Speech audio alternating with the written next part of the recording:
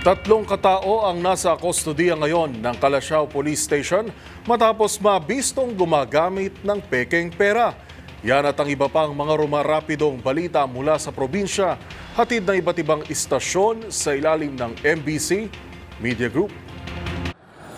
Nasa kustodiya ngayon ng Calasiao Police Station ang isang babae at dalawang lalaki na nahuling nagbabayad gamit ang peking pera sa Calasiao Public Market kahapon ng hapon. Ayon kay UIC Chief of Police Lieutenant Colonel Ferdinand Lopez, umatake sa Calasiao ang tatlong suspect para mambiktima ng mga maliliit na tindera na karamihan sa target nila yung mga senior citizens pa. Nahalata umano ng isang lola na kakaiba yung 1,000 pesos na perang ipinambayad sa kanya sa biniling saging na halagang 75 pesos at nang sabihin ng tinderang peke ata ang pera mo, naging kakaiba ang kilos ng tatlo kaya agad tumawag ng pulis na nakaduty sa lugar at inaresto ang mga suspek. Nang iba research ang mga suspek, nasamsam pa sa kanilang pag-iingat ng 4 na pirasong peking tag 1,000 pesos.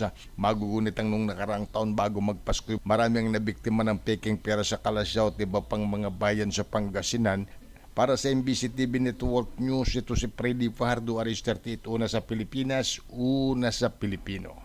Balita mula sa Davao City. Nagnegatibo sa isinagawang hair follicle drug test sa Davao City 1st District Representative Paulo Pulong Zimmerman Duterte sa High Precision Diagnostic Center. Isinagawa ang pagsusuri sa nakuhang sample ng buhok mula sa kanya noong Oktubre 23, 2024 kung saan napag-alamang walang bahid na droga si Congressman Pulong Duterte. Ang pagsusuri, nakilala rin bilang Hair 7 Drug Panel Test, ay isinagawa sa Omega Laboratories, isang certified testing facility. Ang opisyal na dokumento may pitsag Oktubre 28, 2024 na sinertify ng High Precision Diagnostics. Kung matatandaan, sabay na nagpa-drug test sila Congressman Duterte at PBA Party List Representative Atty. Mix Nograles, kaya inaasahan na hindi magtatagal lalabas na rin ang resulta nito. Si Congressman Duterte at Congresswoman Nograles ay magkatugali sa pagka-congressman sa 1st District ng Davao City. Para sa MBC TV Network News, ito si June Soter, una sa Pilipinas, una sa Pilipino.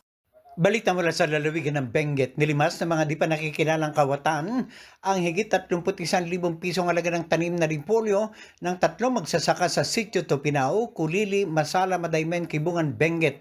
Ayon sa isang biktima, tinatay ang higit sa 500 kilo ng tanim na nilang repolyo o Wonderball ang inani ng mga magnanakaw nung gabi ng Nobyembre 2. Anya, malapit sa kalsada at malayo sa kanilang bahay ang pinagtamnan ng mga repolyo at malamang na gumamit umano ng sasakyan ng mga nagnakaw ng kanilang tanim na nakatakda na sana nilang aniin sa susunod na linggo. Hindi ito ang unang pagkakataon na may nanakawan ng tanim na gulay sa naturang lugar sapagkat kamakailan na meron na ring nanakawan ng tanim na strawberry.